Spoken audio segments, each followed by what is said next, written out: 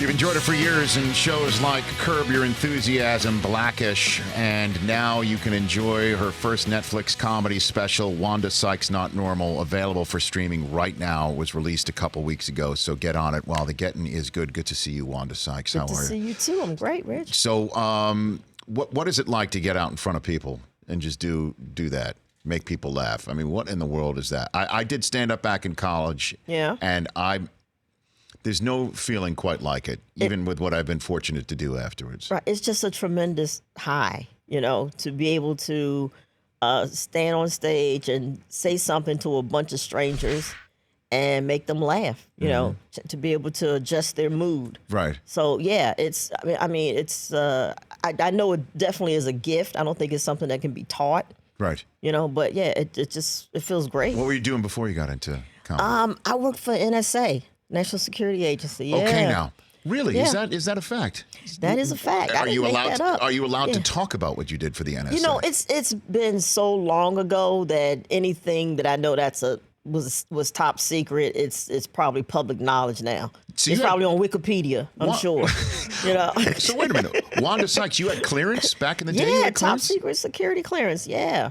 Come on now. No, I'm serious. Yeah. So were there moments, like dicey moments for you? Like where you made national security decisions? I mean, I worked in an office. I wasn't out in the field, doing anything, doing hand passes and stuff. Like, no. Okay, there was no Mission Impossible stuff going on? No. I was in an office. Okay. And I basically bought stuff. I was a contracting specialist.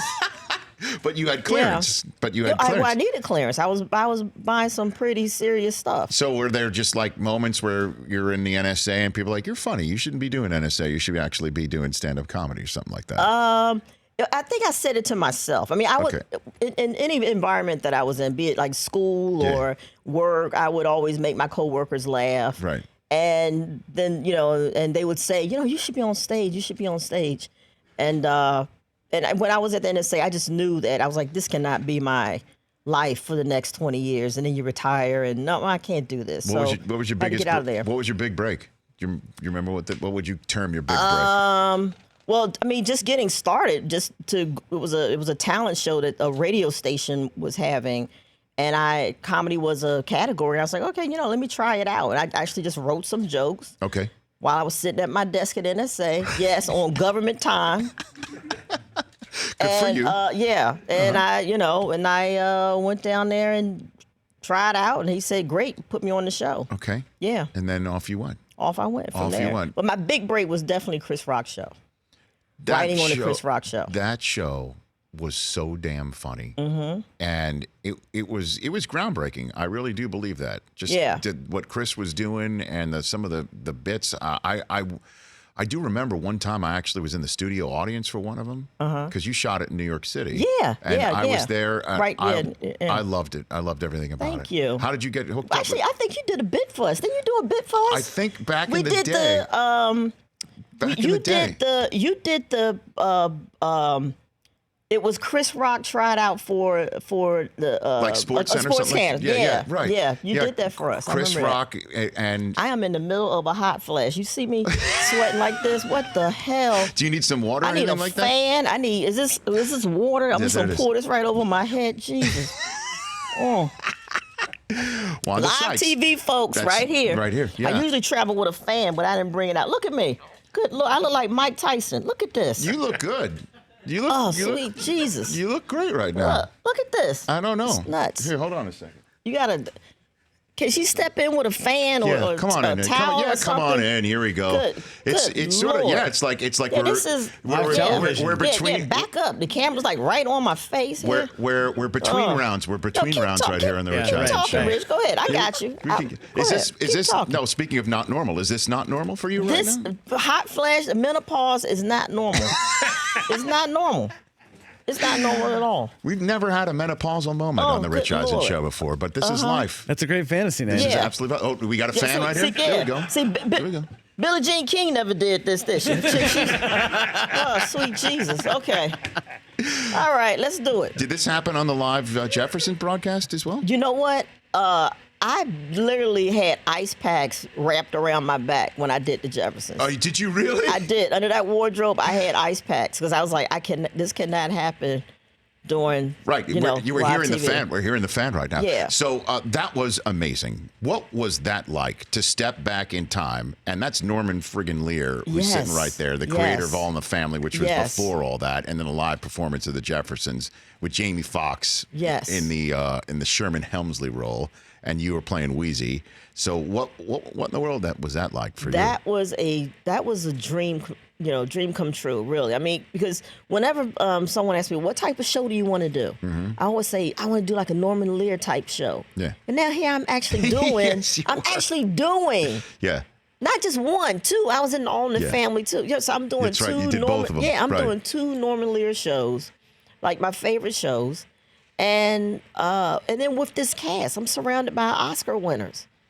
It was nuts. And Norman Lear is alive and kicking it, and he was there every day. Yeah. And rehearsals, notes, and stuff. So he was amazing. And Jennifer Hudson killed it. Moving on up, she killed it. Like I would pay to see that again. Yeah. She was unbelievable. Here's a funny story about that. When the hot flash passed.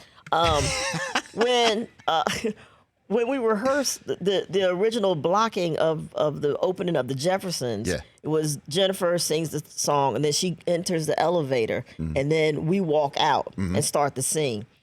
And Jackie Harry, during rehearsal, Jackie looked at me. She was like, we're going to be standing here for a long time.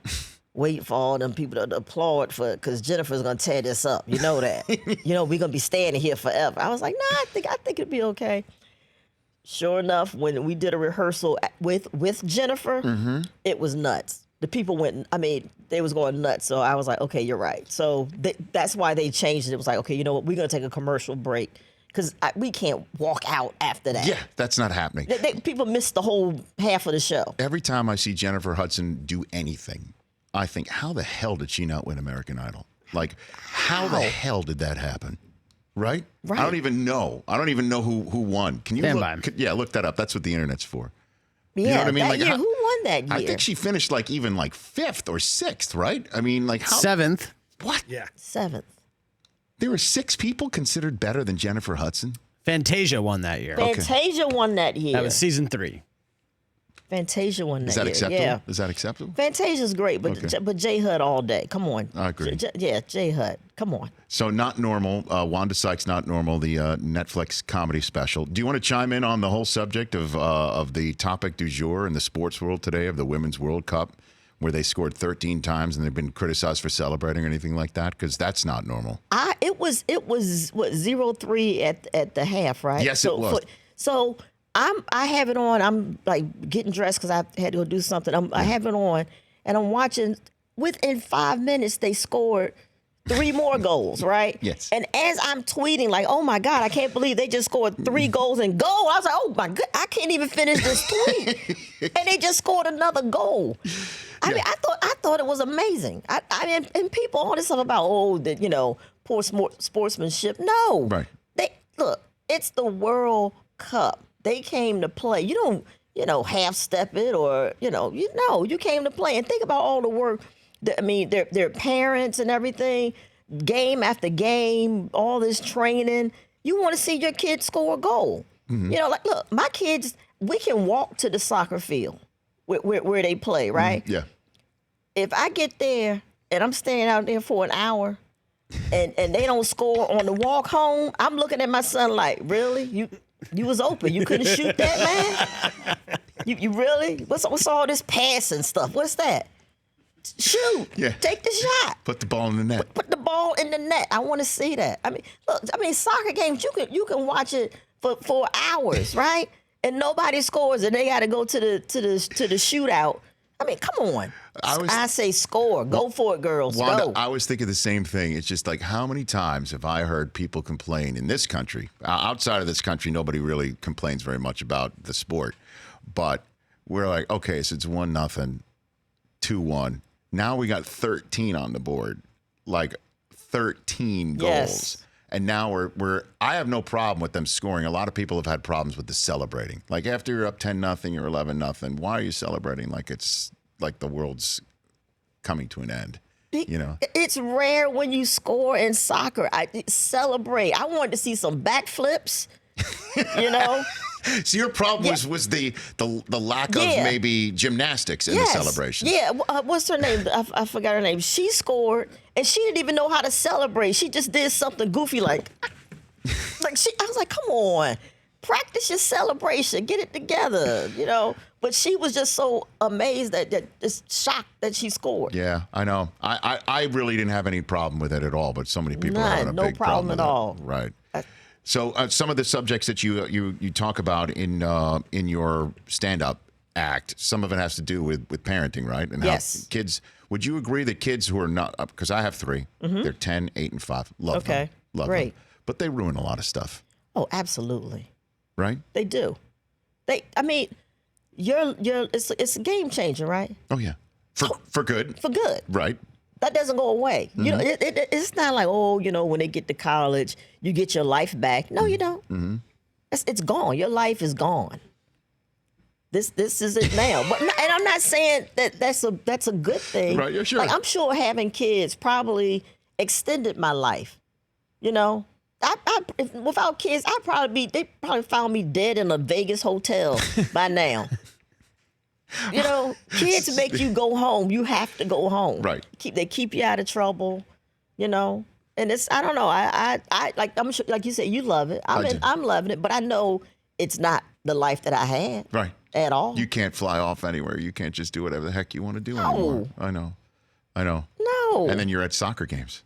You're standing there. You're standing around at a soccer game. How are you as a soccer parent? Are you barking on the sideline? Do you go after the refs and the umps or any type of any of these games? It hasn't gotten that serious yet. Okay. It hasn't gotten that serious yet. What about other parents when they get serious? Then you've given me permission to start barking off. I love that. Yeah. I don't want to be the first one, but as soon as I see someone go in, I'm like, oh, we doing this? Okay. Yeah, I've been waiting for this. Yeah. Just don't open the door because you'll Get them off the field. Yeah. Then you'll walk through it. You'll walk through it. So we had a subject here, a conversation, and you obviously know what is normal or what's not normal. We had a conversation here about air travel, and I'd love for you to chime in on it. It kind of went a little viral. The subject matter of being in the middle seat, and if that person deserves both armrests because they're sitting in the middle seat.